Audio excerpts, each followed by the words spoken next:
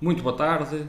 Do estádio para o estúdio está de regresso com a análise e o comentário de Sebastião Imaginário. Boa tarde, Sebastião. Desta vez Claro, Paulo. vamos fazer a análise à preciosa vitória dos valentes transmontanos sobre o Covilhã. É uma vitória que não me parece que mereça qualquer contestação. O Chaves sabia que este jogo era extremamente importante, tendo em conta o resultado que a Académica tinha averbado na ronda, já que chegou no saldo, o empate, e que poderia conquistar subir mais uma posição na tabela classificativa. Portanto, jogando antes do Vizela e do Feirense, era extremamente importante para o conjunto de Vítor Campelos partir para este jogo com um objetivo claro de conseguir os 3 pontos. Chaves entrou bem na partida e logo aos 4 minutos, num bom lance, Benny pôs à prova o guarda-redes Leo Navacho num remate de meia distância, a obrigar o guarda-redes do Covilhã uma boa defesa para canto. Aos 9 minutos o Chaves ficou a introduzir de facto a bola na baliza de Leo Navacho, um lance Que que o vamos árbitro, analisar a seguir já. sim, um lance que me deixou bastantes dúvidas no estádio e depois vendo na televisão também me deixa muitas dúvidas a esse lance. A partir daí, o Covilhã que se apresentou em Chaves e o próprio treinador assumiu isso no final, na conferência de imprensa, com algumas cautelas defensivas, onde a prioridade era tentar jogar em transição e esse facto está provado sobretudo na constituição da equipa, que José Bizarro apresentou ao deixar no banco 3 suplentes e pôr como ponta de lança, ou se quiseres um jogador móvel na frente de ataque como Leo K, sobretudo, e Gleibson. Mas dizia eu, o Covilhã tinha algumas dificuldades e a verdade é que aos 20 minutos, também no outro lance que iremos analisar aqui, a primeira vez que o Covilhã se acercou o relativo perigo da baliza do Desportivo Chaves, reclamou uma grande penalidade. A partir daqui não, e desde o início da partida o jogo foi sempre do sentido do domínio da equipa do Chaves, um domínio territorial, mas a verdade é que faltava qualquer coisa à equipa do Desportivo Chaves, faltava imprimir um pouco mais de velocidade. E se reparar só na parte final da primeira etapa, é que tivemos alguns lances de algum defensor. O primeiro aos 35 minutos, num lance de Juninho arrebatar à meia volta com a bola ainda a bater nas malhas, mas da parte de fora. E depois no último lance da primeira parte, com Juninho a ver um seu remate bloqueado pelo defesa André Almeida, quando se preparava para fechar e estava em boa situação para fazer gol. Ao intervalo, o Desportivo Chaves regressou com a mesma toada, mas com um pouco mais de velocidade. A paciência tinha que lá estar, porque o Covilhã se apresentou com um bloco muito baixo, a tapar todos os espaços, e o Chaves acabou a imprimir um pouco mais de velocidade nas suas ações. Consequência disso, haveria de ganhar a conquistar uma grande penalidade aos 52 minutos, uma entrada imprudente do Bernardo Martins sobre o Roberto, falta indiscutível. Também iremos analisar esse lance, e que o próprio Roberto acabou por transformar no primeiro golo da partida, marcado de forma irrepreensível a grande penalidade. A partir daqui, José Bizarro, para quem não sabe, campeão do mundo enreado, o primeiro grande título do futebol português. Ele defendia as balizas dentro da seleção. Antigo guarda-redes das esquinas. Guarda-redes das esquinas. De uma assentada colocou 2 homens de características atacantes, Davis e Eno na frente de ataque, alterando aquela matriz de transição e quis de facto assumir o jogo.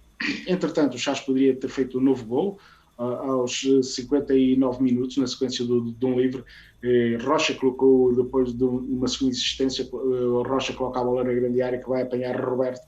Roberto de primeira rematou sobre a trave, mas parece-me a mim que o Ariete, o ponta de lança do Desportivo Chaves, podia ter feito melhor. Na sequência desse lance, a equipa do Covilhã veio ao ataque, um cruzamento remate do Tiago Moreira a obrigar o guarda-redes do Chaves a uma defesa atenta para canto. Novo canto, nesse canto o Covilhã ganha novo canto e na sequência desse canto o golo do Desportivo Chaves, um lance em que Benny ganha a bola de cabeça na grande área, depois a bola sobra para Juninho. Logo à saída da meia-lua faz recordista dos 100 metros. Eu diria, esse golo do Desportivo Chaves, olhando para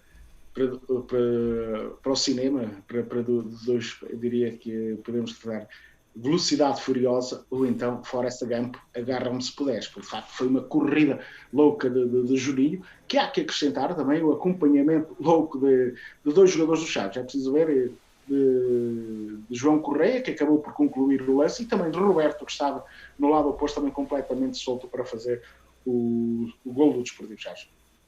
A partir daí, o Chaves, com o resultado que eu considero relativamente confortável, controlou a partida, dando a iniciativa do jogo ao Covilhã. Sebastião, desculpa lá interromper-te, mas mesmo dando a iniciativa de jogo, o Chaves nunca deixou de apostar nas transições rápidas. Pareceu-te que pode estar aqui a chave para este Desportivo de Chaves, que tem apostado muito nas transições a meio campo, muito rápidas? Sim, isso poderá ser uma das chaves, mas obviamente que o Chaves apostou na transição, porque também o Covilhã também subiu mais as suas linhas, foi à procura de um golo que o lançasse na discussão do resultado. E esse golo poderia ter acontecido aos 78 minutos, num remate de Beno, que João Correia sobre a linha de golo impediu os festejos do jogador serrano, e o resto, a verdade é que o Chaves jogando em transição, mas sem aquela grande objetividade, até porque eu diria que nesta fase do jogo o Chaves já não tinha os seus velocistas em campo, sobretudo Juninho. De qualquer das formas, o Chaves acabou o jogo sem grandes percalços, numa vitória que assenta bem ao conjunto de Vítor Campelos, de um Chaves que entrou autoritário, dominou, marcou e depois dominou o jogo e sem passar por grandes calafrios. E com esta vitória e consequência dos outros resultados, Chaves, digamos que eu diria que foi a alta velocidade para um lugar no pódio, porque 4 triunfos consecutivos. Sim, depois de 4 triunfos consecutivos, mas esta jornada que ainda não terminou, porque ainda há 2 jogos que ainda se irão disputar, um que está a decorrer e outro que vai decorrer amanhã. O Chaves garantiu no mínimo o 3º lugar no final desta jornada e que saltou 2 posições na tabela classificativa. Contudo, foi uma vitória extremamente importante. Mas será bom que tenhamos todos os pés bem assentos no chão, não é? Que o Chaves neste momento ainda não ganhou nada. Não ganhou rigorosamente nada e, mais importante, o Chaves nesta fase do campeonato ainda não tem um futuro nas suas mãos, porque para aquelas 2 posições que garantem de subida direta, depende de terceiros. Obviamente depende de terceiro, depende sobretudo daquilo que fizer o Vizela ao longo da competição. Agora, para o 3º lugar, para o pódio, sim, aí sim, o Chaves já tem o futuro nas suas mãos. Muito bem, Sebastião, vamos avançar um pouco nesta nossa análise e vamos exatamente começar pelos casos do jogo. Temos um lance que estamos a ver neste momento, um lance de um golo anulado a Roberto aos 9 minutos. Peço a tua análise a este lance, Sebastião. É um lance que no estádio me deixa muitas dúvidas, visto as imagens televisivas mantenho as mesmas dúvidas.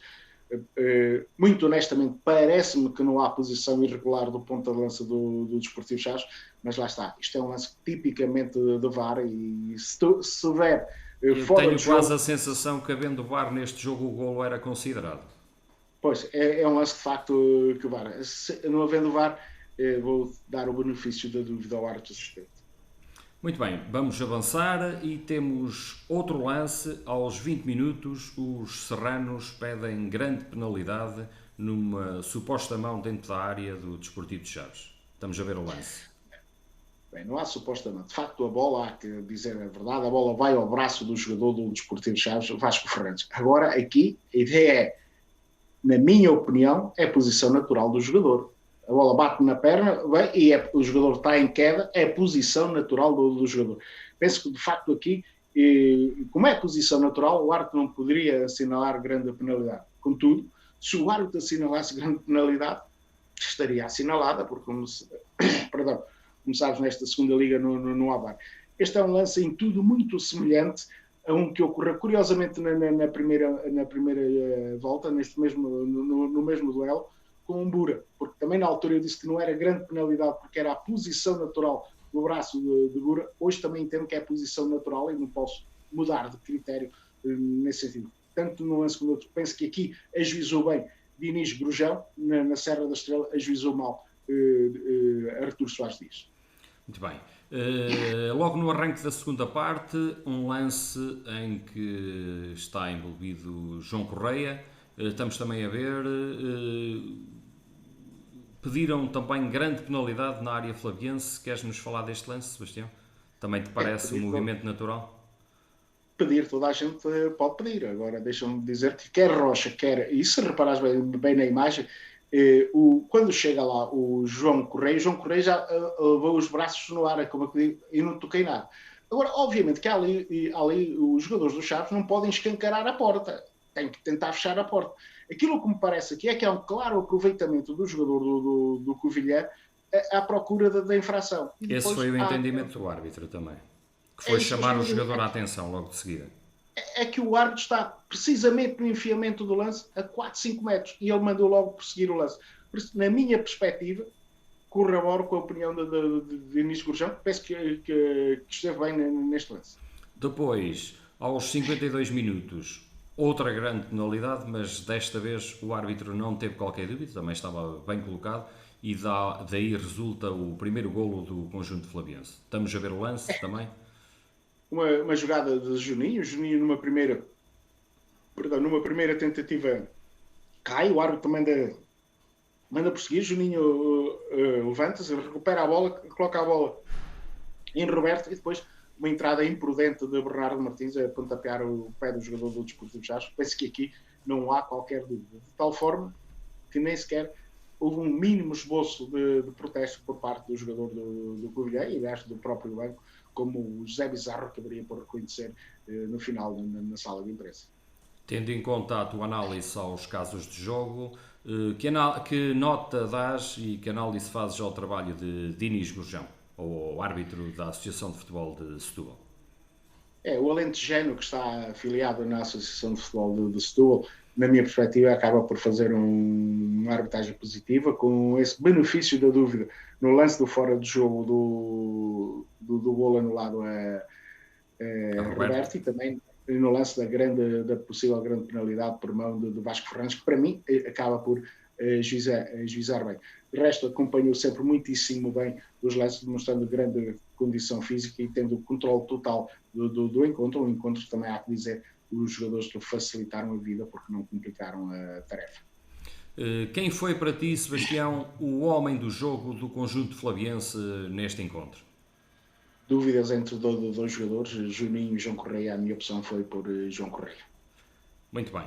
Vamos avançar, vamos para as notas ao conjunto transmontano e começamos, claro está, por Paulo Vítor na baliza. Que nota para Paulo Vítor?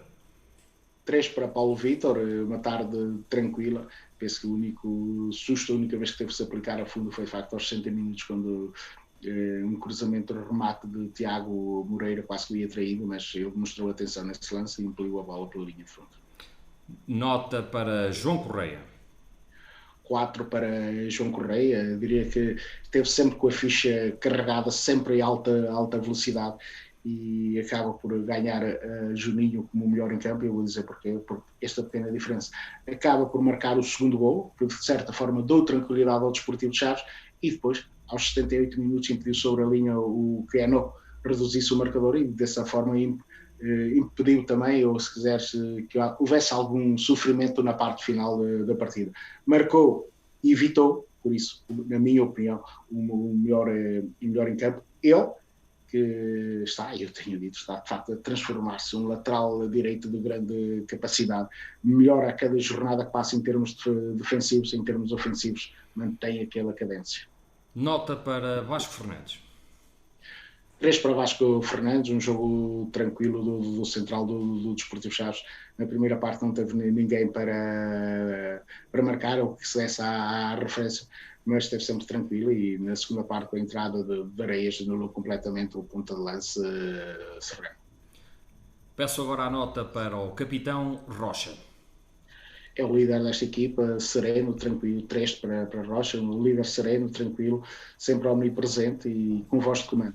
Tal como o Vasco Fernandes, da primeira parte, não teve ninguém que se desse à marcação. Depois, quando o José Bizarro meteu primeiro Davidson e depois Areias, ali dominou, foi, digamos, o rei dos ares. Com um pequeno pormenor, se quisermos, assim, em termos de chalace, é que foi fundamental no segundo gol do Desportivo Chaves, que foi o que enviou a bola para canto, de onde resultou o segundo canto, que a seguir iria dar o gol do Desportivo Chaves. Nota para João Reis. 3 para João Reis, um jogo competente em termos defensivos e que aí manteve o rigor em termos defensivos e em termos atacantes, sobretudo nos primeiros 45 minutos, foi um precioso auxílio em termos atacantes. Nota para Nuno Coelho. 3 para Nuno Coelho, depois de 2 ou 3 jogos de menor brilho do meio defensivo do Desportivo Chaves, digamos que reentrou nos eixos, reentrou na linha e ontem voltou a ser o fiel da balança do Desportivo Chaves, muito seguro de ser o primeiro travão às investidas da equipa do Covilhã. Nota para Beni. 3 para Beni. Foi o primeiro a ameaçar a baliza do Covilhã, um remate por Leo Benacho e Alvoroço. E depois, para além disso, acabou por estar, foi ele que ganhou a bola na sequência do pontapé de canto para originar o segundo gol do Desportivo Chaves, mas para além disso, parece-me a mim que fez uma exibição muito regular ao longo dos 90 minutos, não, ao longo dos 83 minutos que esteve em campo. Nota para João Teixeira. 3 também para João Teixeira, um jogador com uma exibição sólida, uma exibição em que procurou ser o dar critério à equipa. Agora é verdade que o João Teixeira joga no Desportivo Chaves numa posição que me parece a mim de grande desgaste, por isso também o facto de ser substituído sensivelmente por volta de 1 hora, 70 minutos, sobretudo porque é o primeiro jogador a pressionar o central da equipa adversária. Saiu aos 67. De grande desgaste. Mas de facto, João Teixeira ontem pode-se dizer que saiu de consciência tranquila porque acabou por fazer um bom jogo durante os 67 minutos que esteve em campo. Nota para Bachi. 3 para Bachi. Bachi foi acutilante, agressivo na primeira parte e na segunda parte, mas aqui e ali terá faltado um pouco mais de desequilíbrio no último terço ofensivo. Do resto, trabalhou como tem sido hábito para a equipa, marcou muito bem o tal livre, que aos 59 minutos o Chaves podia ter feito o segundo gol, está perto do segundo gol, mas nota-se que Bachi está em crescendo de produção nesta fase final da época. Nota para Juninho. 4 para Juninho. É um jogador que de facto classe extra neste plantel do Desportivo Chaves e naquele lance ele está envolvido nos 2 golos do Desportivo Chaves, mas o segundo é um golo de facto de agarra-me se puderes, porque é uma corrida louca contra o tempo do jogador do Desportivo Chaves e depois o discernimento, depois de um percurso do sprint de mais de 60, 70 metros, ter o discernimento necessário para soltar a bola no momento certo para o João Correia fazer o lance. E demonstra que, de facto, está também a subir de produção. E repara que estou a crer que se Juninho estivesse em condições físicas de aguentar os 90 minutos, até porque depois o jogo se estava a proporcionar, de facto, às suas características, se ele estivesse melhor fisicamente, provavelmente, Vítor Campelos ontem não teria substituído. Falta o ponta de lança, nota para Roberto. 4 para Roberto. Aos 4 minutos assistiu muitíssimo bem Beni para um remate que obrigou o guarda de uma boa defesa. Aos 9 minutos chegou a introduzir a bola na baliza. Ganhou a grande penalidade, que ele próprio transformou com muita qualidade. Aos 59 minutos esteve próximo do gol. Mas isto para dizer que a relata do catch-up já se abriu para Roberto. Ele marca por 4 jogos consecutivos, marcou nos últimos 4 jogos em que jogou, e de facto o Roberto acaba por responder àqueles que diziam que não era ponta de lança, com qualidade para jogar no Desportivo Chaves. Eu nunca pus em causa a qualidade de Roberto, porque conheço o seu percurso, agora a verdade era só uma. Roberto era um jogador que não era muito bem servido em termos atacantes, e ele tem demonstrado isso. Sempre que a bola cai na zona do agrião, na zona de finalização, em duas, uma vai beijar o véu da noite. E de facto é um jogador que se nota, que está claramente confiante, que vai ser muito, muito importante neste final de campeonato para o Desportivo Chaves. Do banco saltaram desta vez 5 homens e começamos, e peço-te a nota, por Zé Tiago. 3 para Zé Tiago, um suficiente, digamos, um suficiente menos. Zé Tiago também não entrou naquela fase em que o Chaves estava a ganhar 2-0, deu mais iniciativa à equipa do Covilhã e ele não teve tanta bola como ele gosta. Sacrificou-se em prol da equipa, acabou o jogo praticamente como médio ala direito. Note-se que Zé Tiago paulatinamente está a querer entrar nos eixos, está a querer subir de produção e tal. Não só o Zé Tiago, mas acho que vão ser todos os jogadores que constituem o plantel do Desportivo Chaves, vão ser muito, muito importantes para aquilo que falta até ao final da competição. Mas as esperanças estão reforçadas em Zé Tiago por toda a gente. Eu, pelo menos, reconheço a qualidade, uma qualidade que ainda não ouvi soltar-se no Desportivo de Chaves, ainda falta aquele toque de magia. Este jogador que eu vi fazer, de facto, uma grande exibição no Campos Seixal, quando o Chaves ganhou 4-3, é isso que eu quero. Quero ver esse Iniesta, o nosso pequeno Iniesta, com qualidade de passe. Eu quero vê-lo surgir nestas últimas jornadas. No mesmo minuto, aos 67, saltou também do banco o Wellington. Nota para o Wellington. 3 também, um suficiente menos também para o Wellington, porque aqui ele agarrou-se demasiado à bola. É verdade que não é um jogador velocista como é Juninho, um jogador que substituiu, mas tem outras características, segura bem a bola, mas aqui a Lisa quis exagerar um bocadinho da bola. De qualquer das formas, há que dizer que por 3 ou 4 vezes conseguiu esticar o jogo até à grande área do Covilhã. Depois faltou melhor definição nessa fase. Entrou também já numa fase com pouco tempo para mostrar a sua qualidade, Luís Silva, que está de regresso depois de lesão. Jogou os últimos 12 minutos, sem grande relevo. Dizer que aquilo que eu saúdo é de facto o regresso do Luís Silva, que é um jogador que no momento em que se lesionou estava a sair claramente de produção e estava muito próximo daquele Luís Silva que nós conhecemos. Mas acho que chegou em boa hora para ajudar o Desportivo Chaves nesta reta final. Bura entrou também na mesma altura. Queres falar sobre ele?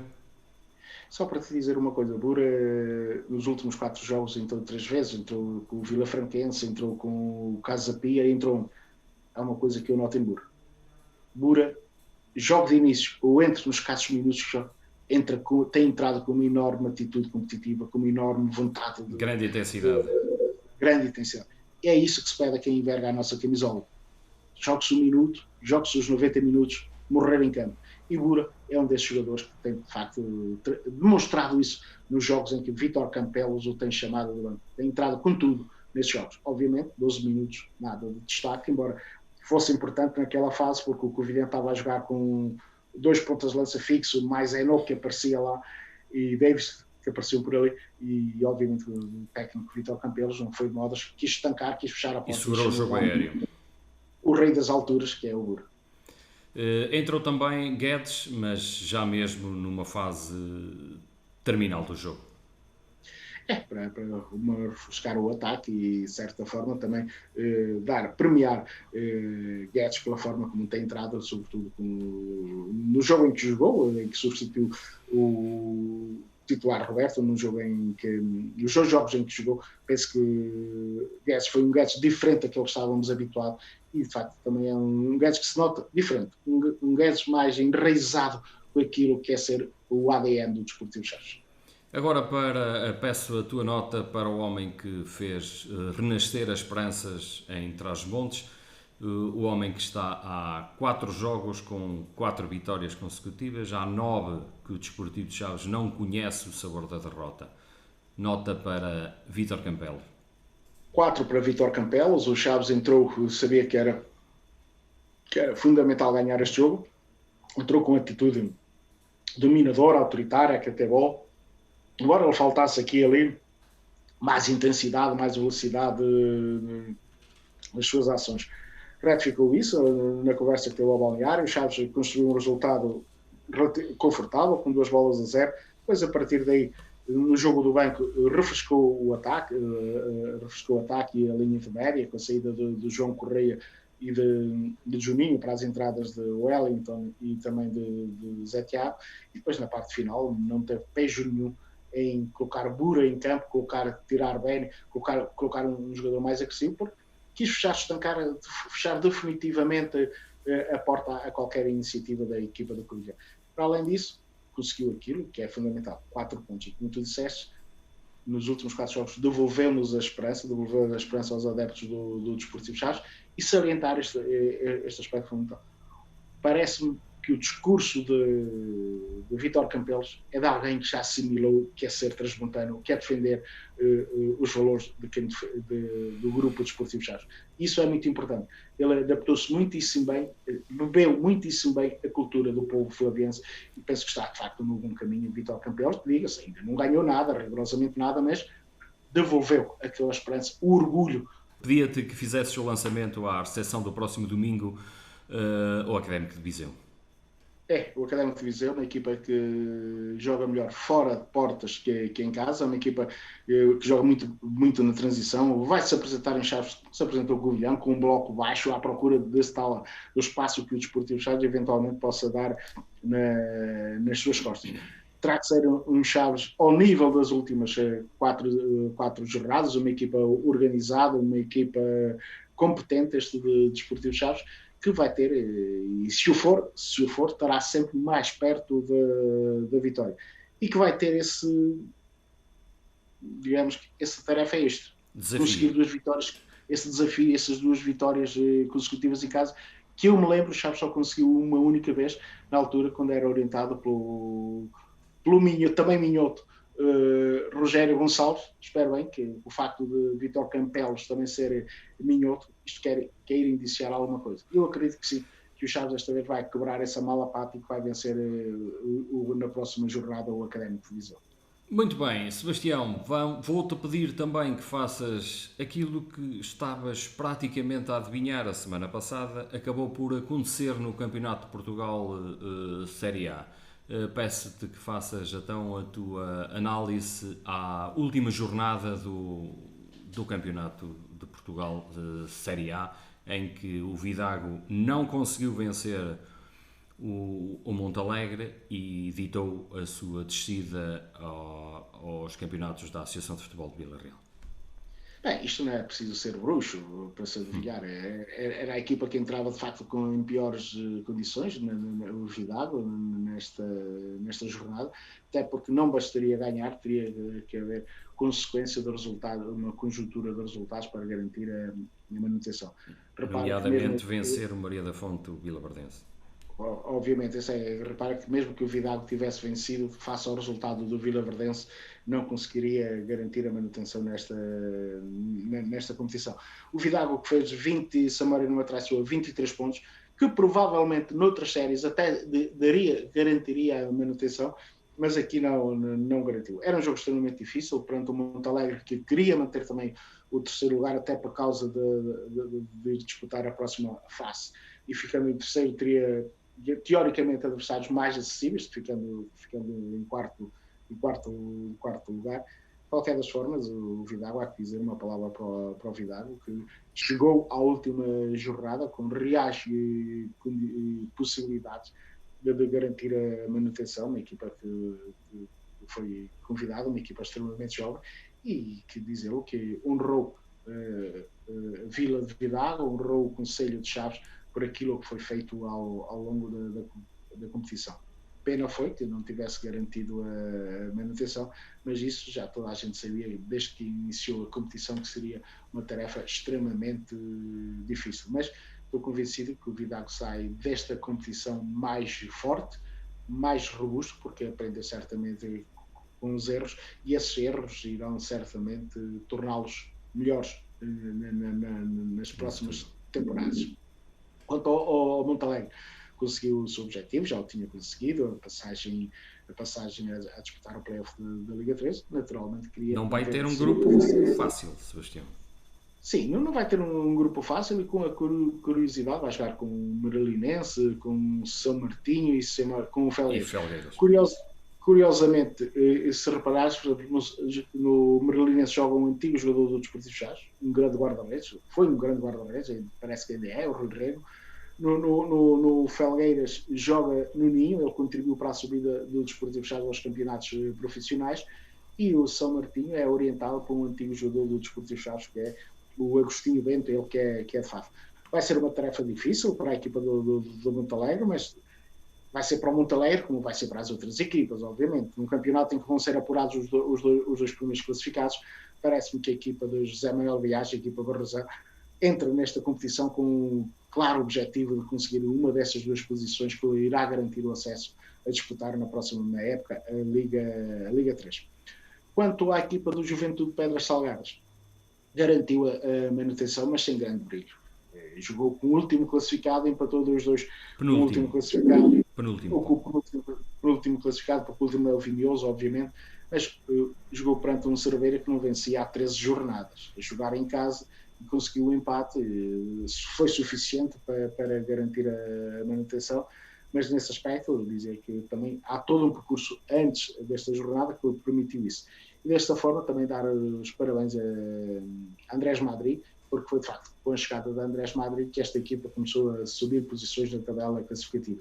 Com esse destacar que sempre que há disputado o Campeonato de Portugal nestes termos e que o Pedras conseguiu garantir sempre a manutenção. Uma palavra final para as outras equipas do distrito, dizer que parabéns ao Vila Real, que num jogo extremamente difícil em Pedras Rubras, numa autêntica final, ganhou por 1-0 e conseguiu garantir a manutenção com o gol de André Azevedo. Lamentar as descidas do Bragança e do Vimioso, que já estavam consumadas há algumas jornadas do Vimioso ou do Bragança, a jornada passada, e dar os parabéns também ao Mirandela, que conseguiu, tal como o Montalegre, o acesso a disputar o acesso à Liga 3, o play-off da Liga 3.